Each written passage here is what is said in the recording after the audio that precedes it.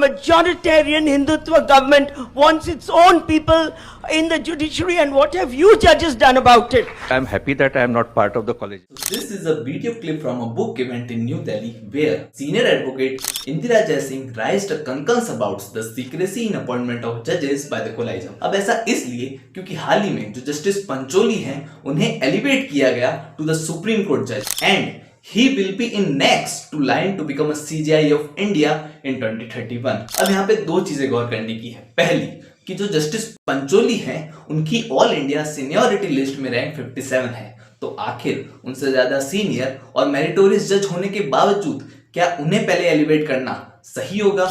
उसके अलावा जब गुजरात हाईकोर्ट से पहले ही justice Pardiwala and justice N V. Anjaria को एलिवेट किया जा चुका है टू द सुप्रीम कोर्ट जज, तो वापस लगातार सेम हाई कोर्ट से तीसरे जज को एलिवेट करना क्या अंडर रिप्रेजेंट नहीं करता बाकी हाई कोर्ट्स को?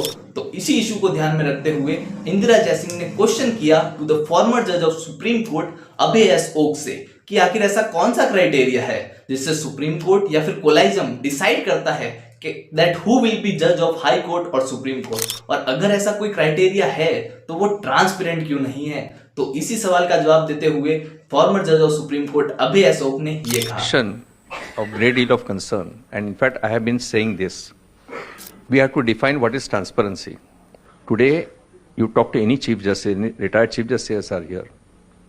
Today it's a task in hand for chief justices to persuade successful lawyers to accept judgeship.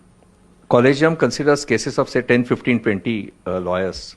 When collegium will say that A is not up to the mark, B has some doubtful reputation, C has something. Are we not concerned with privacy of those individuals who volunteer to give consent? Because if 10 cases are considered, 5 will not be recommended. Other 5, if it is on public domain, they have to go back and practice.